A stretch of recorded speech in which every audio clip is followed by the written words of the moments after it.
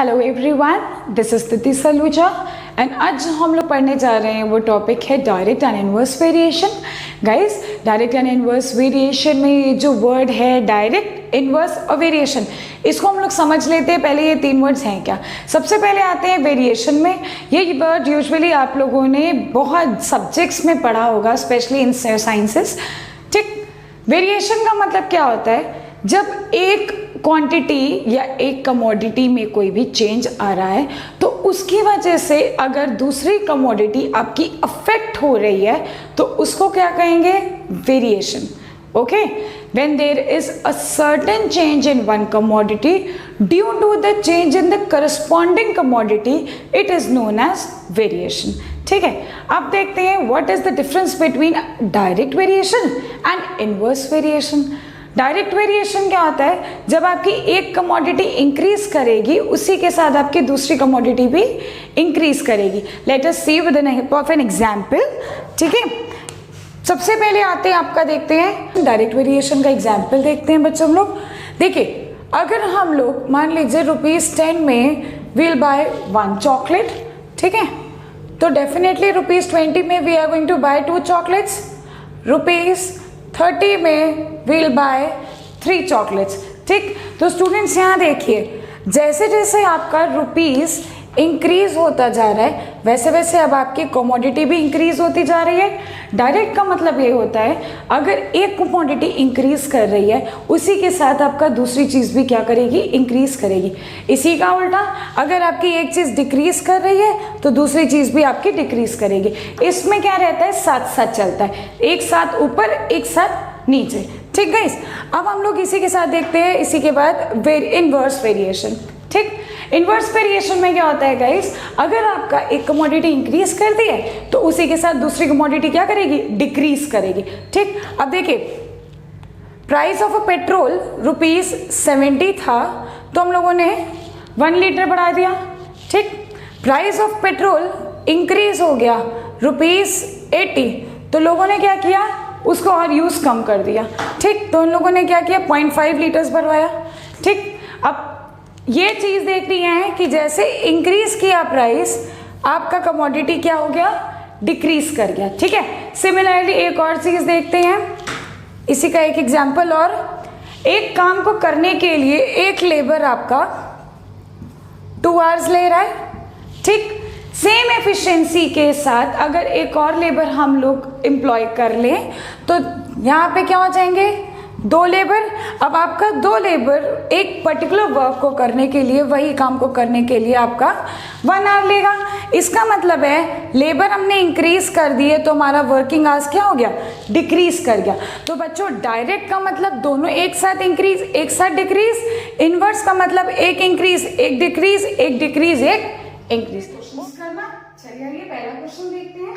Cost of 40 toys is ₹1024। तो बच्चों यहाँ पे दे क्या रखा है? कॉस्ट ऑफ 40 टॉयज दे रखी है कितने? 1024 rupees. What is the cost of dozen such toys? बच्चों, डजन का मतलब यहाँ पे 12 टॉयज के बारे में बात कर रहे हैं यहाँ पे। ठीक, अब देखिए बच्चों, सबसे पहले हम लोगों को जो चीजें पता रहती है उसको हम लोग पहले लिख लेते हैं। ठीक है, 2 हेड्स हैं आपके यहाँ पे, टॉयज, और दूसरा क्या है? उनकी कॉस्ट। ठीक, 40 टॉयज आपको कितने में मिले? 1024 में। ठीक, नेक्स्ट लाइन में पूछा जा रहा है what is the cost of 12 such toys. तो आपको यहाँ पे 12 टॉयज की कॉस्ट निकालनी है। तो कैसे निकालोगे बच्चों? Unitary method, simple unitary method you are going to apply. सबसे पहले देखेंगे 40 टॉयज आपके 1024 में मिले। ठीक है, तो 1 टॉय आपको कितने में मिलेगा? 1024 डिवाइड बाय 40। तो सिमिलरली जब एक टॉय की कॉस्ट आपकी इतनी होगी तो 12 की कितनी होगी? 1024 divide by 40 into 12 which will be 307.2 rupees. Okay, एक चीज और यहाँ पे देखिए बच्चों, कॉस्ट टॉयज कितने थे आपके? 40, तो प्राइस कितना था? 1024।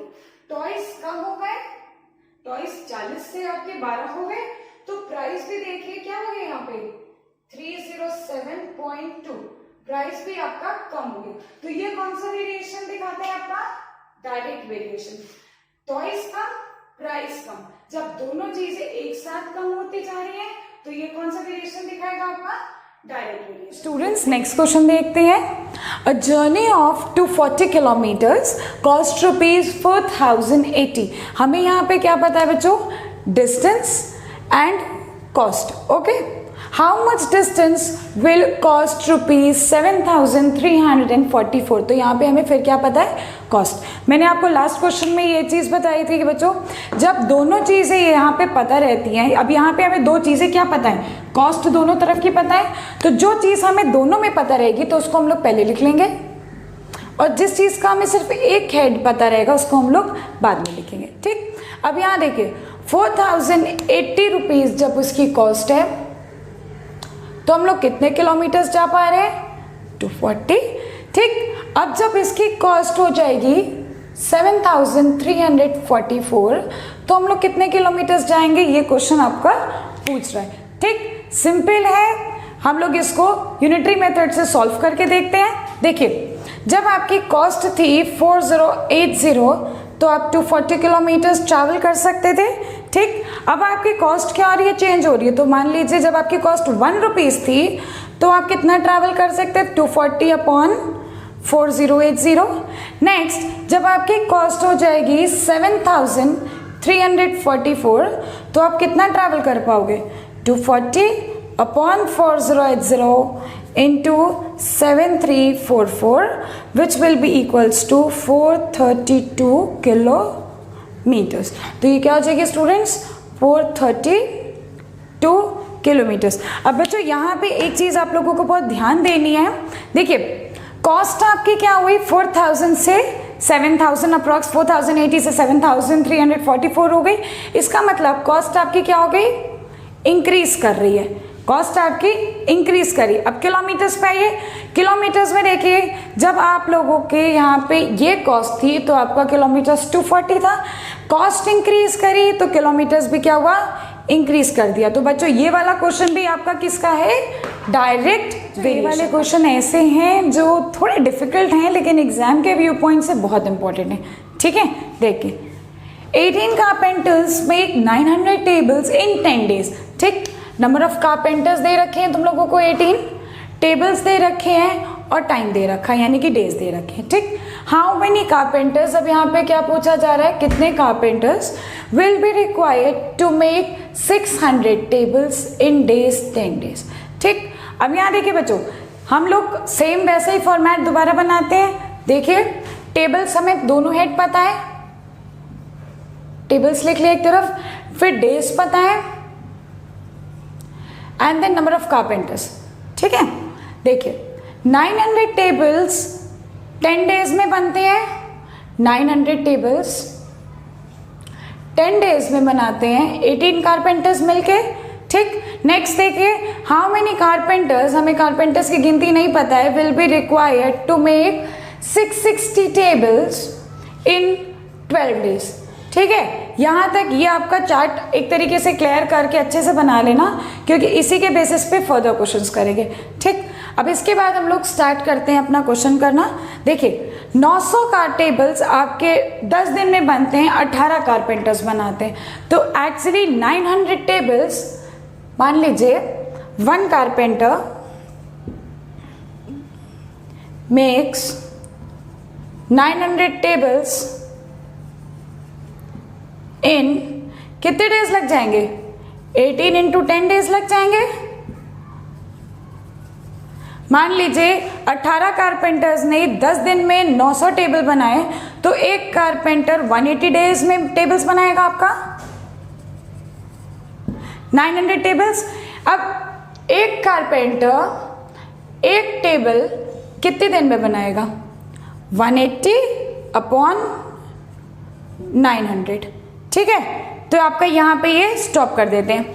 नेक्स्ट पे आइए, देखिए 600 टेबल्स आपका 12 डेज में कितने कारपेंटर्स बनाएंगे, let the number of carpenters be x। ठीक, अब यहाँ देखिए बच्चों x कारपेंटर आपका एक टेबल कितने दिन में बनाएंगे? देखिए 180 अपॉन 900 इंटू एक्स डेज, ठीक है, ये हो जाएगा आपका अपॉन 900 इंटू एक्स डेज। उसके बाद देखिए यहाँ पे एक कारपेंटर ने एक टेबल आपका 900 डेज में बनाया, तो 600 कितने में, 660 कितने में बनाएंगे? एक्स कारपेंटर ने 660 टेबल्स कितने में बनाए होंगे? ये होगा आपका 180 इंटू 660 अपॉन 900 इंटू एक्स। देखिए एक्स कारपेंटर ने 660 टेबल्स 12 डेज में बनाए हैं, तो इसको हम लोग इक्वेट कर देंगे 12 से, तो 12 is equals to 180 into 660 upon 900 into x. अब बच्चों इसको सेम सॉल्व करेंगे तो ये क्या हो जाएगा? x is equals to 180 into 660 upon 900 into 12 which will be equals to your 11। तो ये क्या हो जाएगा आपके?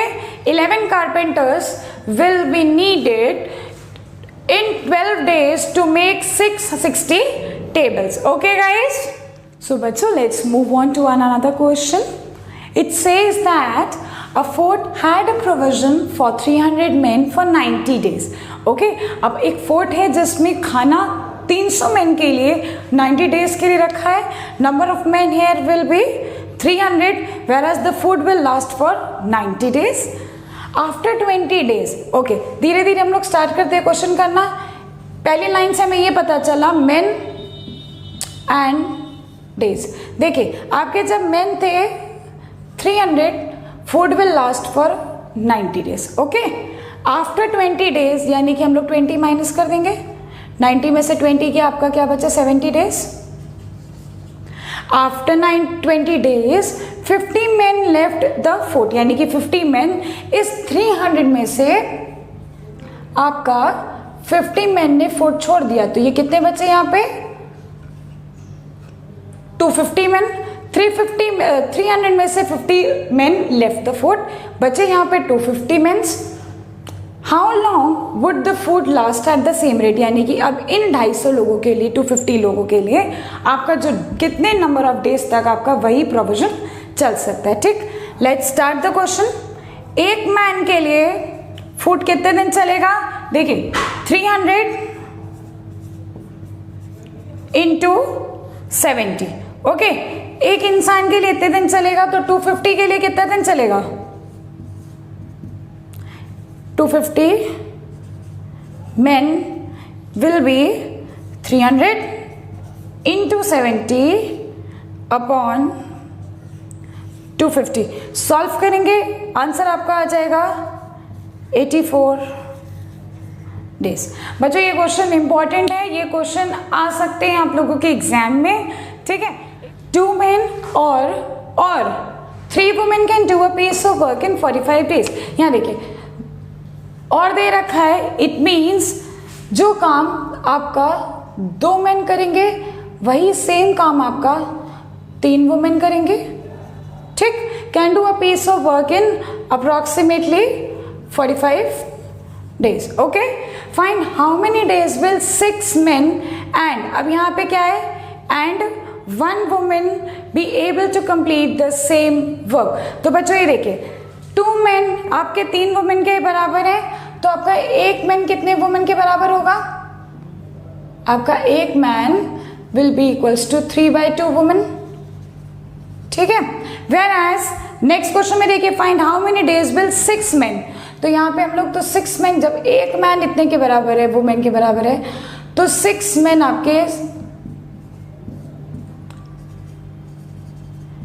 बराबर होंगे। It means it will be equals to आपका 9 वुमेन। तो बच्चों 6 men आपका 9 वुमेन के बराबर है। अब यहाँ देखिए आपका 6 men एंड 1 वुमेन को हम लोग 6 men की जगह 9 वुमेन लिख लेते हैं। 9 women and means plus 1 women. ठीक, तो your total will be equals to 10 women. अब हमें किसका निकालना है?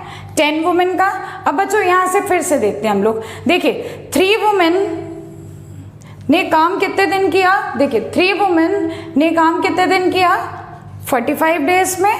तो यही 1 वुमेन कितने दिन में करेगी, 45 इंटू 3 डेज में, that will be your 135 days. Okay अब देखिए जब 3 वुमेन आपका 45 डेज में काम कर रही है तो 1 वुमेन कितने में करेगी, 45 इंटू 3। तो इसी के साथ आते हैं, हमें चाहिए था 10 वुमेन कितने दिन में करेगी, तो 10 वुमेन आपका करेगी 135 divide by 10, it will B 130, it will B 113.5. Okay, so students, let's start the next question. 13 men can weave 117 baskets in a week. How many men will be needed to weave 189 baskets in 3 days? तो guys अब ये क्या हो जाएगा, देखिए यहाँ पे आपके नंबर ऑफ मेन दे रखे हैं, नंबर ऑफ बास्केट्स यानी कि 13 मेन इतनी बास्केट्स 7 डेज में बनाता है, ठीक है। तो यहाँ पे देखते हैं हाउ मेनी मैन, यानी कि मैन आपका यहाँ पे पूछा गया है, will be needed to weave इतने बास्केट्स इन 3 डेज। तो बच्चों आपका पता क्या क्या है, एक तो बास्केट की दोनों चीजें पता है प्लस डेज पता है हमें। यहाँ लिखेंगे क्या, सबसे पहले लिखेंगे बास्केट्स, नेक्स्ट डेज, उसके बाद मैन, ठीक। देखिए 13 मैन आपके 117 बास्केट्स को 7 डेज में करते हैं कंप्लीट वीव करना। हाउ मेनी मैन, यानी कि कितने man will be required to weave 189 basket in 3 days. Okay चलिए स्टार्ट करते हैं। पहले देखिए यहाँ पे क्या बोल रहा है, इतने बास्केट्स इतने डेज में इतने मैन करते हैं, तो एक मैन 117 बास्केट्स को कितने दिन में वीव करेगा, इट विल बी 13 इंटू 7, ठीक। एक मैन एक बास्केट को कितने दिन में वीव करेगा, 13 इंटू 7 अपॉन 117, ठीक। नेक्स्ट पे आते हैं 189 बास्केट्स हो गई हैं, तो ये क्या हो जाएगा बच्चों, 13 इंटू 7 इंटू 189। अब देखिए एक बास्केट को इतने दिन में करेगा तो 189 बास्केट्स को मल्टीप्लाई हो जाएगा ऊपर, इतने दिन में करेगा। अब देखिए डेज कितने हैं यहाँ पे, विल बी इक्वल्स टू, यहाँ पे देखिए 3 डेज।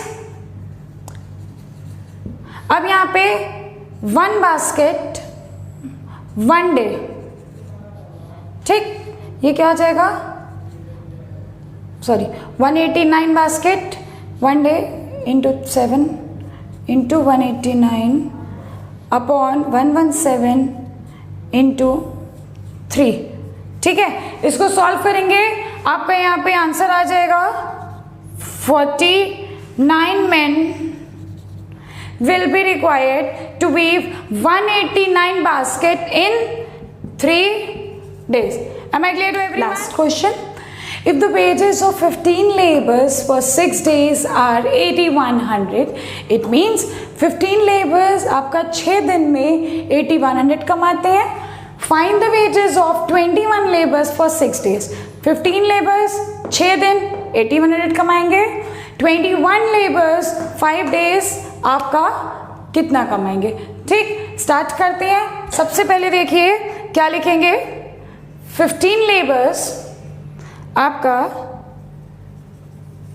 6 डेज में 8100 कमाते हैं, ठीक बच्चों। तो 1 लेबर कितना कमाएंगे 6 डेज में, 8100 डिवाइड बाय 15। तो 1 लेबर 1 डे में कितना कमाएगा, 8100 अपॉन 15 इंटू 6। इसको सॉल्व करेंगे, आंसर आपका आएगा 90 रुपीज़। 1 लेबर 1 डे में आपका 90 रुपीज़ कमाएगा। दूसरी लाइन देखते हैं क्या कह रहा है, find the wages of 21 labours for 5 days. तो बच्चों देखो, एक लेबर एक दिन में 90 रुपीज कमाएगा, तो 21 लेबर्स कितने दिन में कमाएंगे? एक लेबर 90 कमा रहा है, तो 21 डेज में 21 इंटू 90। अब देखो, एक लेबर 1 डे में तुम्हारा 21 इंटू 90 कमा रहा है, तो 21 लेबर 5 डेज में कितना कमाएंगे? 21 into 90 into 5, answer will be rupees 9,450। ठीक है, फिर से देखते हैं। If the wages of 15 labours for 6 days are 8100, 15 labour 6 days में 8100 कमाएंगे। 1 लेबर 6 डेज में 8100 डिवाइड बाय 15, 1 लेबर 1 डे में 8100 डिवाइड बाय 15 इंटू 6, एक दिन का एक लेबर का आ गया। Similarly find the wages of 21 labours, 21 labours 1 day में आपका 21 इंटू 90 कमाएंगे, 5 डेज में मल्टीप्लाई कर देंगे 5, आंसर आ जाएगा कि 21 लेबर्स आपका 5 डेज में एक ये अमाउंट यानी कि 9,450 रुपीज कमाएंगे। Okay students, with this we come towards the end of the chapter direct and inverse variation. Hope आपको ये सारे क्वेश्चन समझ में आ गए हो। अगर कोई भी डाउट आपका अभी भी रहता है तो आप कमेंट सेक्शन में कमेंट करके जरूर अपने डाउट क्लियर करिएगा। I will be soon coming back with my next video. Till then stay tuned, bye bye.